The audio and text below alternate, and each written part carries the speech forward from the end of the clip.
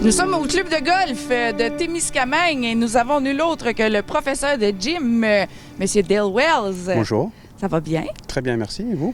Merci, ça va bien. Donc, tu es ici aujourd'hui, ce matin, très beau matin, avec ta classe de secondaire. Oui, en secondaire 2, en fait. Secondaire 2. Et toi, tu as incité ça là, à passer le cours d'éducation physique ici? Oui, en d'autres mots, ouais. Oui? Tu veux m'expliquer un peu? Écoute, je pense que j'ai quand même compris que les élèves étaient un peu marre d'être dedans Oui. pour l'hiver. Donc, j'ai proposé une idée de sortir un peu. Et ça, tu as fait ça en collaboration avec la ville de Témiscamingue Oui, qui ont accepté. Oui, en fait, ça fait 2 ans qu'on part de ça avec la ville. L'année passée, à cause du COVID, on n'a pas pu le mettre en place, mais cette année, on avait un petit peu plus de temps pour vraiment préciser les choses. D'accord. Très belle initiative. Merci. Merci beaucoup. Voyez-vous toutes les mouches autour de moi? Oui. Pourquoi toi, t'en as pas? Parce que moi, j'ai le contrôle des mouches. Parfait. Merci beaucoup, M. Wells. Merci à vous. Mr. Cal Turner! Salut! Comment ça va? Ça va bien, toi? Ça va bien, je me fais piquer. Ben là, ça fait partie du printemps à Témiscamingue, fait que... Absolument. Moi, je suis rendu habitué, j'y vois même pas. Uh-huh. Mais ça va bien? Ça va très bien, malgré les 36 000 mouches. Belle journée ensoleillée. Oui. Donc, M. Cal Turner, tu vas nous donner une petite mise à jour de ce qui se passe, de ce qui s'en vient. Donc, on va commencer avec ce qui se passe ici au club de golf de Témiscamingue. Oui, cette année, on était chanceux. Il a fait très beau tôt. C'est Oui. sûr qu'on a eu des petites journées moins neigeuses. belles. Oui, mais en gros, il a fait beau. On est capable d'ouvrir le club de golf de bonne heure. Cette année, la ville a repris la gestion du club de golf. OK. Fait que tout va bien ici. Tout est ouvert en opération. On a beaucoup de programmes qui ont commencé. Vous avez parlé avec Dale pour le programme du golf avec les étudiants. C'est ouvert au public. C'est sûr qu'il y a quand même des restrictions COVID encore en place, mais c'est un des sports que tu es à l'extérieur. Mais regarde, on porte pas de masque, là. Ben c'est ça, on est bien dehors. Les gens peuvent en profiter, rester actifs. On a beaucoup de membres aussi qui viennent chaque année, fait que c'est quelque chose qui est le fun l'été. Ceux qui n'ont jamais joué au golf, c'est un sport que c'est sûr que ça prend de la patience, mais une fois que vous commencez... Ben du stuff à mouche aussi. Ben du stuff à mouche, mais ça disparaît autour de la fin juin. Mais ouais, non, ça va... c'est le fun, ça va bien. C'est ouvert de quelle heure à quelle heure ici? Le restaurant est ouvert, le clubhouse est ouvert de 8h30 jusqu'à 8h, généralement. S'il fait pas beau, c'est sûr que c'est pas ouvert, mais les gens peuvent quand même venir jouer, même s'il pleut. Même si la bâtisse est fermée. OK. Mais c'est ça, vous pouvez jouer, tu peux acheter un membership, des abonnements. Tu peux choisir de jouer juste à la carte par la journée. Venir une fois, puis l'essayer sans acheter un abonnement, c'est bien. On a des voiturettes à louer, on a des bâtons pour ceux qui n'ont pas de bâton, qui veulent l'essayer. Fait qu'il y a plein d'options. On encourage les gens là, de vraiment sortir et l'essayer, parce que c'est vraiment un sport qui est le fun l'été. Puis un des sports qu'on peut profiter en temps de pandémie. Elle a vraiment de la misère avec les mouches ce matin. Mais regarde, c'est ça que c'est, on est en nature, il fait beau. Puis, je le sais que tu t'en retiendrais. C'est correct. Je te vois. Faut se réhabituer, hein, après quoi, 8 mois de pas de moustiques et de maringouins, là, les petits brûlots, les mouches noires, c'est tout sorti, là. Mais c'est tolérable. C'est mieux d'être dehors avec des mouches noires que d'être enfermé en dedans avec rien à faire. C'est ça. On continue notre mise à jour. Donc, bonne nouvelle, un 4 jours. Oui, fait que cette année, c'est sûr qu'il y avait eu des doutes. L'année passée, c'est ça, avec le COVID, la décision a été prise. De ne pas en avoir, mais cette année, on va en avoir un. On avait de la difficulté de trouver des animateurs, mais on en a trouvé. Okay. Trois personnes très responsables. Des étudiants, mais quand même, je pense qu'on a trouvé des bons candidats. Fait que... C'est ça, le 4 jours, c'est pour les enfants de 5 à 11 ans. C'est ça. Du lundi au vendredi. Oui, fait qu'il va y avoir un service de garde aussi pour ceux qui cherchent, c'est les parents qui cherchent de quelqu'un le matin. Oui. Pour amener les jeunes. 7h45 avant d'aller travailler. OK. Puis ils peuvent rester jusqu'à 5 heures là, pour le temps qu'ils finissent de travailler puis venir les ramasser. Faut que les enfants s'amènent leur lunch. Ouais, c'est comme ça. à l'école. Oui, c'est ça. Fait que ceux qui sont habitués, il y en a beaucoup qui reviennent à chaque année. C'est vraiment le fun. On essaie il y a des thématiques à chaque semaine. Fait qu'on essaie de garder ça une différence chaque jour. C'est pas juste tu viens, t'amènes tes enfants puis ils font rien toute la journée. Il y a vraiment une programmation, des différents jeux, des différentes activités à faire. Les tenir occupés. C'est ça. L'après-midi, souvent, on va au splash. Oui. Ça aussi, ça va être Ça aussi, hein, ça va être... On en parlera bientôt. Mais ouais, non, fait que l'inscription va commencer la semaine prochaine, mardi, à partir de 8h30. OK. C'est ça, les places vont se remplir vite, mais mardi, on va ouvrir l'inscription pour les abonnements À temps plein. à temps plein. Fait que ce qu'on fait, c'est qu'il y a des places à temps plein. Si on remplit toutes les places à temps plein, il n'y a pas de place à temps partiel. À partir de jeudi, s'il reste des petites places, les gens peuvent s'inscrire par la semaine. C'est que, mettons, tu veux pas mettre ton jeune pour l'été au complet, tu as quand même le choix de choisir les semaines que vous voulez utiliser.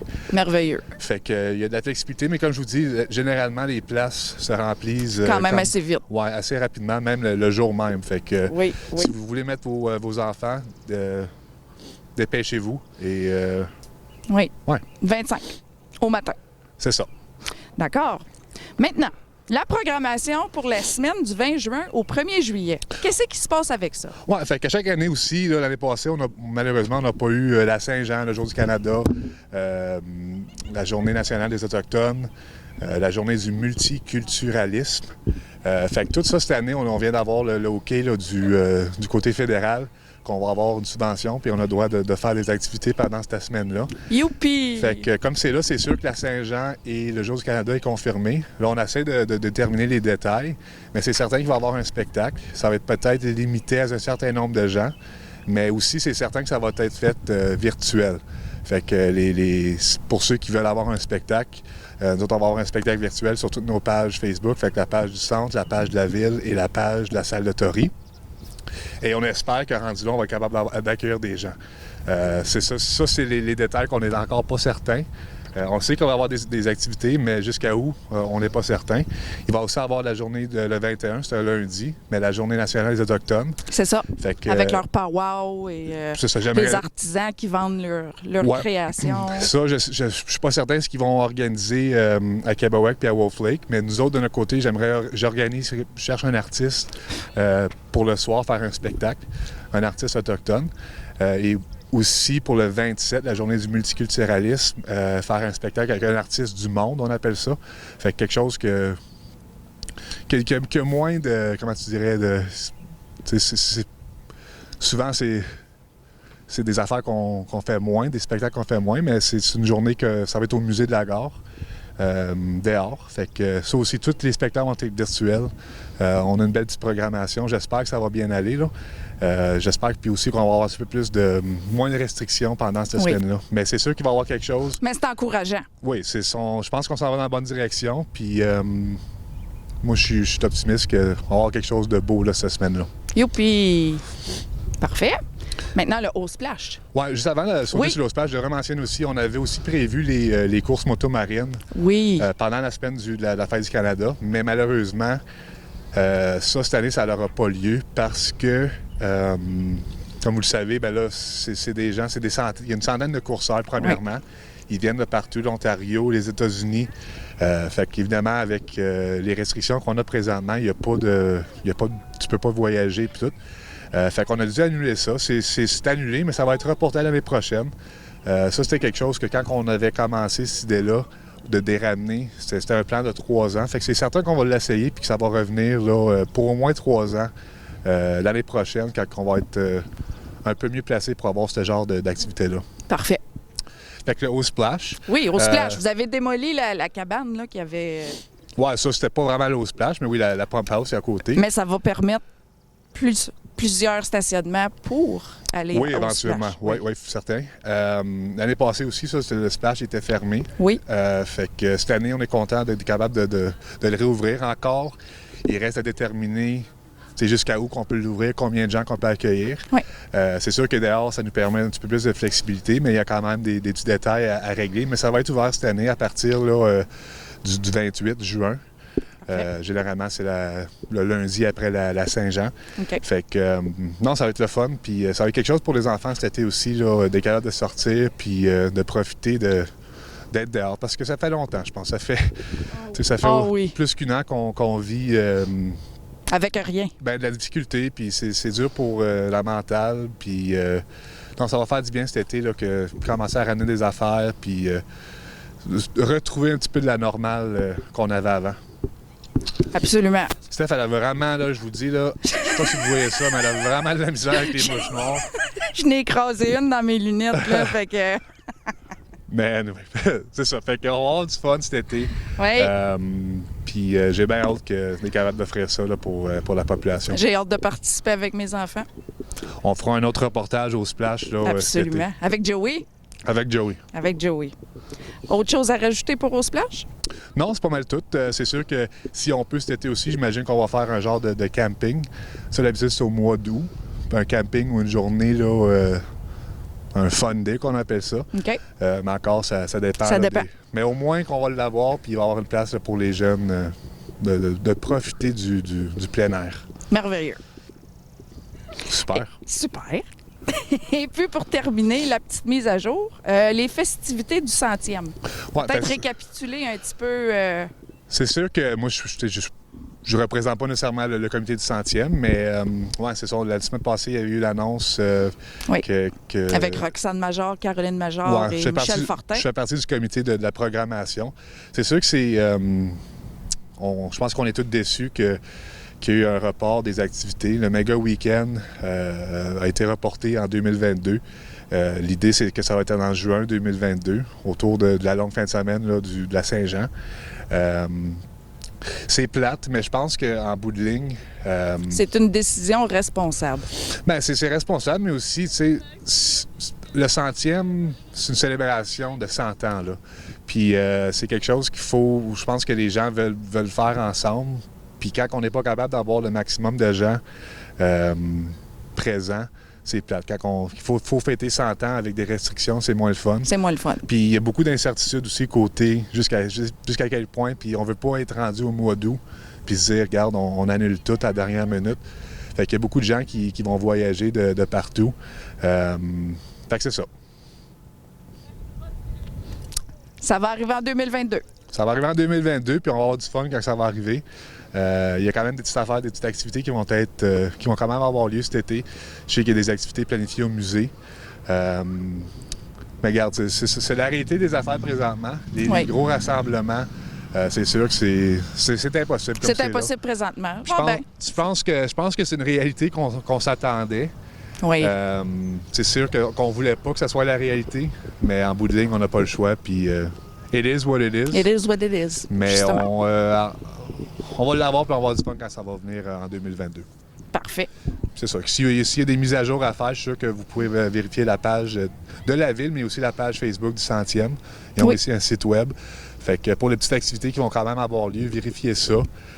Puis pour toutes les autres activités, fait que le club de golf, on a aussi une page Facebook. Fait que c'est là qu'on met souvent nos annonces. Vous en mettez aussi pour nous autres. Mais principalement, c'est là qu'ils vont sortir la page du centre.